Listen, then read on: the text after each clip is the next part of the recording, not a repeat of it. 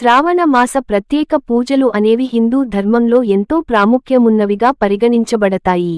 ఈ మాసం ప్రత్యేకంగా భక్తి, శౌచం, పూజారాధనలు మరియు ఉపవాసాలకు ప్రసిద్ధి. శ్రావణ మాసం జూలై చివర లేదా ఆగస్టు ప్రారంభం నుంచి భగవంతునికి అనేక విధాలుగా భక్తిని వ్యక్తీకరించే సమయం.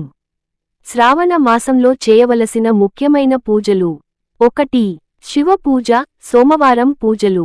శ్రావణ మాసంలో ప్రతి సోమవారం శివుడికి అభిషేకం చేయడం చాలా శుభఫలితాలను ఇస్తుంది. అభిషేకం చేసే పదార్థాలు: పాలు, పెరుగు, తేనె, చక్కెర, నెయ్యి, బిల్వపత్రాలు. ఓం నమః శివాయ జపం చేయడం మంచిది.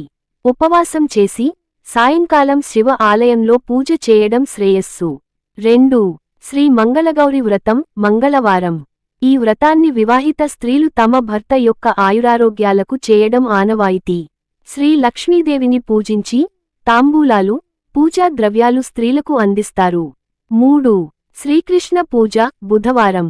కొన్ని ప్రాంతాల్లో శ్రావణ బుధవారాలు శ్రీకృష్ణునికి అంకితమై ఉంటాయి. శ్రీకృష్ణాష్టకం, గోపికా గీతం, విష్ణు సహస్రనామాలు పారాయణ చేయవచ్చు. 4.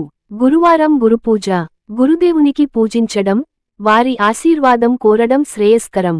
వృద్ధులకు, గురువులకు భోజనం పెట్టడం ముక్తి మార్గానికి దారి తీస్తుంది. 5. శనివారం శని పూజ. శనైశ్చరునికి నైవేద్యం సమర్పించాలి. నల్ల తిలాలు, నూనెతో దీపం వెలిగించాలి.